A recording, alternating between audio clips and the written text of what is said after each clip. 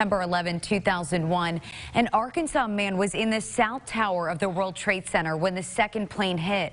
Our KARK4 news crew was there the day after and talked with him about what he saw and experienced. Tonight, we catch up with the Piggott native to see what life is like today, 20 years later.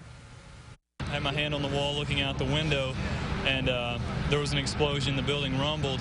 Come to find out later, that was the second plane hitting Tower 2, the one that we were in. Adam Staples was 22 years old when his life and America changed forever. I made a beeline for the stairs. I was ready to get out of there. The Piggott native and Arkansas State alum was on the 61st floor of the South Tower on September 11, 2001. Day 2 of a 3-week training program with Morgan Stanley. He walked down 61 flights of stairs to get to safety, unaware of what was unfolding outside. 8 minutes later, the building he had just walked out of collapsed. Months from now, a year from now, something like that, maybe it'll really sink in what we were involved in, but right now, we don't. There's no way we fully understand it. 20 years later, it's still sinking in. There's a constant awareness that this could all be over right now, any day. Today, Staples lives in Walnut Ridge, just north of Jonesboro. A loving husband to his wife, Nicole. A doting dad to his kids, Abigail and Wesley.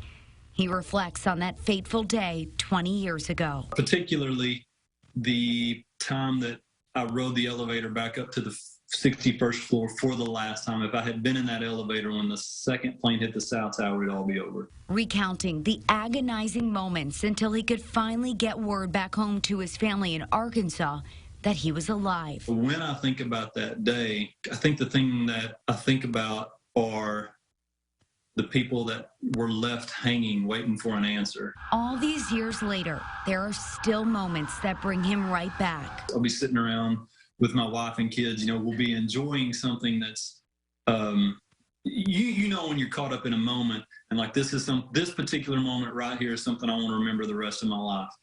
And then all of a sudden it'll be, we almost didn't get here. A sense of gratefulness that will never be lost on him. Not that I even get it right half the time, but it at least makes me aware that I should not sweat small things. And I asked Adam, what do you do every year on September 11th? He says some years like this one, he goes and does a speaking engagement, and others, he just leaves. He escapes and goes somewhere with his family.